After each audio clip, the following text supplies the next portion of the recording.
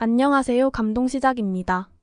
저희는 해외 커뮤니티 레딧과 감동시작 공식 이메일로 제보받은 실제 사연을 바탕으로 재구성한 스토리를 전달해 드립니다. 구독과 좋아요, 알림 설정은 영상 제작에 큰 힘이 됩니다. 영상 수익은 독거노인 및 불우이웃에게 전액 기부되니 끝까지 시청 부탁드립니다.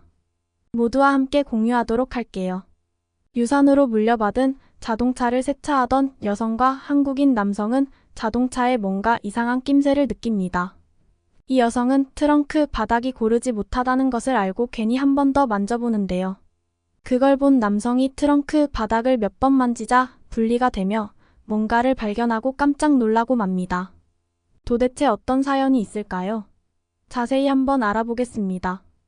해당 사연은 뉴질랜드인 로라 씨가 제보하신 내용을 바탕으로 재구성된 스토리입니다. 안녕하세요. 저는 뉴질랜드인 로라입니다. 저는 3남매 중에 둘째로 태어나 오빠와 여동생 사이에서 가족들의 관심을 받지 못한 채 자랐습니다. 공부를 잘하던 오빠, 미술을 잘하던 여동생 제이는 자신만의 뭔가를 가지고 있어 눈길을 사로잡기 충분했죠. 하지만 제가 잘하는 것은 그저 추리 같은 실생활에는 별로 필요 없는 것이었어요. 그렇기에 부모님의 관심은 저 멀리 있었죠. 그 대신 친구들 사이에서 인기가 많았습니다. 말 그대로 퍼즐 맞추기, 연상, 퀴즈 같은 추리와 관련된 게임을 하면 제가 1등을 하고는 했거든요. 아버지가 추리를 좋아하셨는데 저도 모르게 아버지 눈에 들고 싶어서 집중하게 된 것이 아닐까 싶어요. 그렇게 학교 생활을 끝마치고 직장에 들어가게 되었습니다. 경찰을 하고 싶기는 했지만 체력이 좋은 편이 아니라서 평범한 광고 회사에 들어가게 되었죠. 그곳에서 한국인 동료를 만나 사랑에 빠졌습니다. 제가 먼저 좋아해서 데이트를 신청했던 게 생각나네요. 저희는 1년의 연애를 마치고 자연스럽게 결혼을 하게 되었습니다.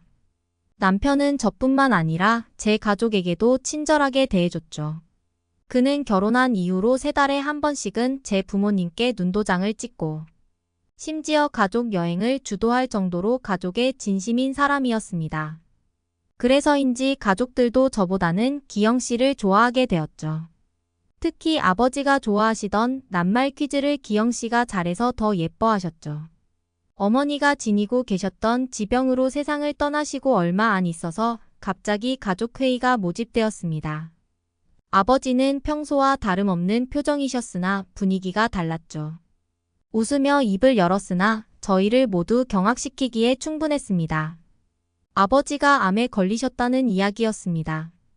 여동생인 제이는 요즘 기술이 좋아져서 암도 잘 치료할 수 있는 거 아니냐는 물었지만 그 어떠한 대답도 해주지 않았죠. 저희는 침울해진 채 이야기를 더 나눌 수가 없었습니다.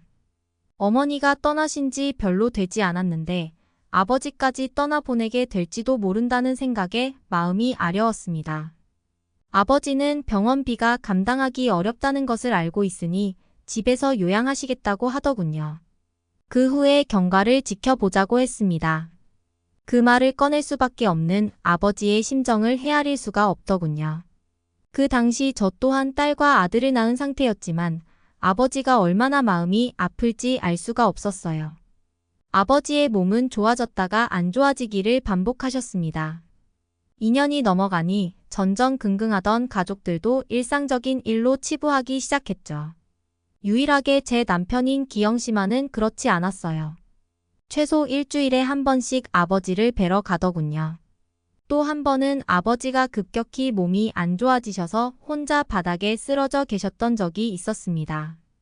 아버지 혼자 지내고 계셔서 핸드폰을 항상 손에 지니고 계셨으나 누를 힘이 없으셨다고 하더군요. 숨이 가빠올 때쯤 아버지 집에 도착한 기영 씨가 이 상황을 발견해 병원으로 옮겨지실 수 있었습니다. 늦게 왔다면 사망했을 수도 있었다며 병원에서는 기영 씨를 칭찬했죠. 그렇다고 아버지가 호전되신 것은 아니어서 병원에 오랫동안 머물러야 했습니다. 그래도 남편이 굉장히 자랑스럽더군요. 그 후 아버지는 병원에 있는 일이 잦아지셨죠. 결국 병원에 입원해야 하는 지경에 이르렀습니다. 그동안 아버지가 애지중지하던 첫째와 막내는 병문안을 잘 오지도 않았어요. 그들은 일이 바쁘다, 자식들을 키우려면 정신이 없다 등의 이유로 둘러대더군요. 오래 있으라는 것도 아니고 잠깐씩 얼굴을 보여달라는 것이었는데 말이죠. 이런 말을 하던 저도 그때 당시에는 자주 갈 수는 없었습니다. 아버지가 병원에 길어질수록 불안함보다는 마음이 놓이더군요. 차라리 집에 있을 때보다 의료진이 있는 병원이 더 나은 것 같다고 생각했거든요. 하지만 기영 씨는 오히려 아버지를 더 만나러 가서 이야기도 해주고 낱말 퍼즐도 같이 해줬죠. 아버지를 자주 뵈러 가는 이유에 대해 묻자 혼자 살던 시절 아팠던 적이 있는데 너무 서러웠다고 하더군요. 아무도 모르는 이곳에서 너무 공허했다고 했습니다. 아픈 아버지가 병원에 있긴 하지만 의지할 곳이 없으니 더 서러울 것이라고 하더군요. 못 가는 날에는 통화를 하면서 저보다 더 자식같이 굴었죠.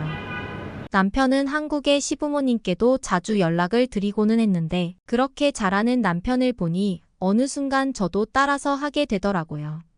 그렇게 저희는 근 5년 동안 아버지를 간호했습니다. 물론 남편이 거의 다 한 것이지만요.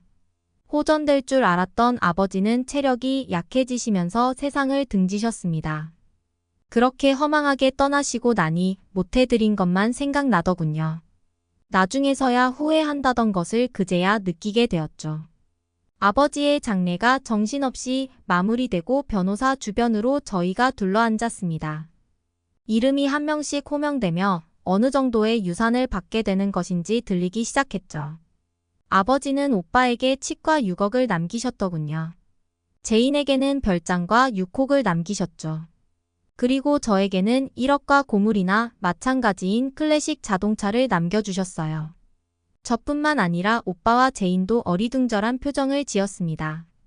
다른 자식들에게는 건물을 줘놓고 저에게는 차를 남기다니 저는 실망스러운 표정을 짓지 않도록 노력했습니다. 어린 시절부터 이런 대우는 익숙했으니까요. 하지만 한편으로 남편의 이름으로 남긴 것이 있지 않을까 싶었으나 그런 것은 전혀 없더군요.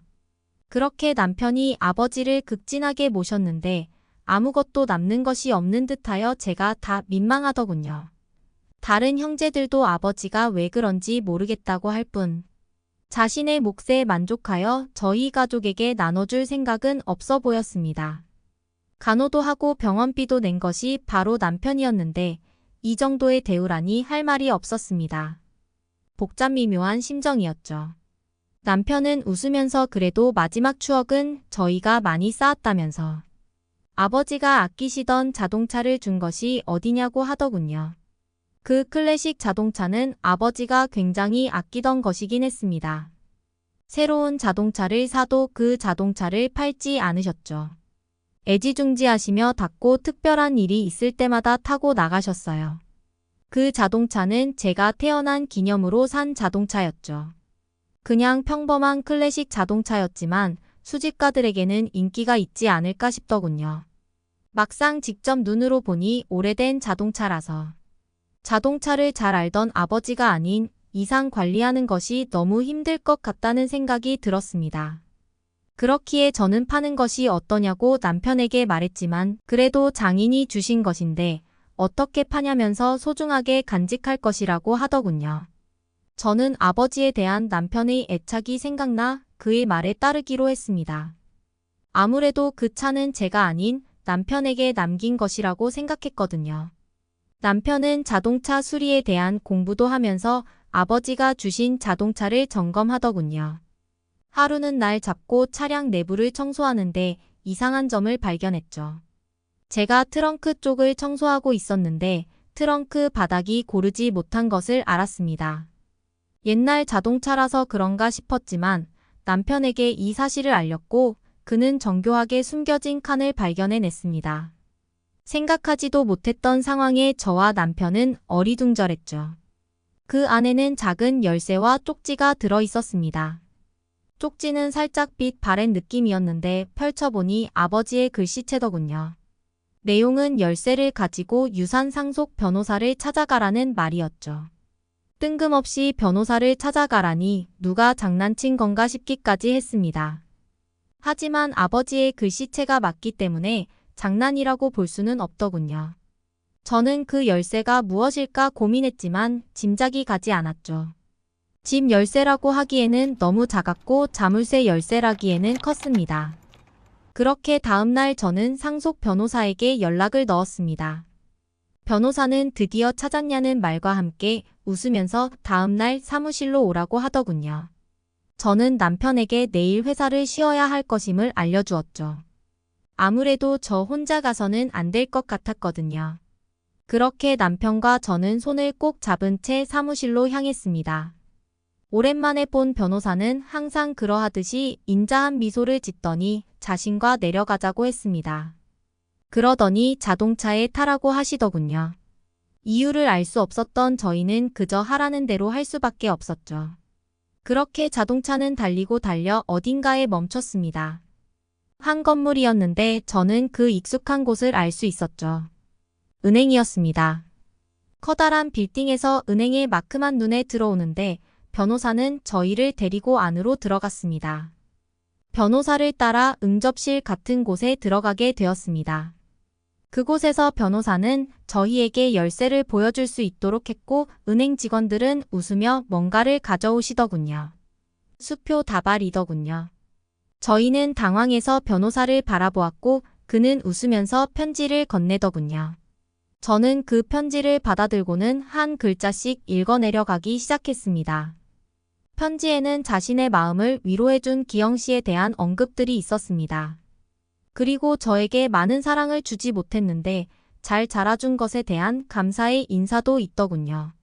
저와 남편은 편지를 다 읽고 나서야 이 모든 것이 아버지가 준비한 것이라는 것을 알 수 있었죠.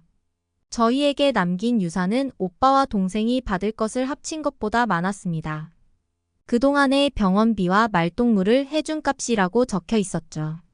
그리고 한 장의 종이가 더 있었습니다. 그건 바로 어렸을 때 제가 처음 아버지와 같이 풀었던 낱말 퍼즐이더군요. 삐뚤삐뚤한 제 글씨와 아버지의 정갈한 글씨가 한데 어우러져 있었고 그중 한 단어에 아빠와 제 글씨가 겹쳐 있었습니다. 사랑 그 단어를 보니 아버지와 투닥거리며 그 단어를 썼던 게 생각나더군요. 편지의 추신에는 자신이 후원해 주던 고아원에 원하는 만큼 기부를 해달라는 당부도 있었죠. 아버지는 많이 번다면 다른 사람에게도 돌려줘야 한다는 사명이 있으셨거든요. 저희는 그 말에 동감했기에 유산을 받고 편지에 있는 고아원으로 향했습니다. 그곳에서 아버지는 자신의 이름이 아닌 저희 남매, 최근에는 남편의 이름으로 기부를 하고 있었더군요. 저는 아버지가 저희에 대한 사랑이 남다르다는 것을 깨닫는 순간이었죠. 오빠와 제인에게 따로 유산을 물려받았다는 것을 말했더니 금액도 물어보지 않고 아버지에게 받은 것이니 남편과 제가 받는 것이 맞다고 인정해 주었습니다. 남편과 저는 고아원에 기부도 하고 현재까지 매달 봉사활동을 위해 가고 있답니다. 제 사랑스러운 남편이 없었다면 다른 형제들에 비해 유산이 물려주지 않은 아버지를 탓하며 저를 얼마나 사랑하셨는지 몰랐을 거라는 생각이 들더군요. 만약 주변에 사랑하는 사람이 있다면 꼭 말로 표현하시길. 저처럼 후회하지 않도록요. 그런 김에 오늘 남편과 아이들에게 사랑한다는 말을 꼭 해야겠네요. 지금까지 로라 씨가 보내주신 사연에 대해 소개해드렸는데요. 어떻게 들으셨나요? 저희 감동시작은 실제 사연 제보를 받고 있습니다. 채택되신 분께는 선물도 드리고 있습니다.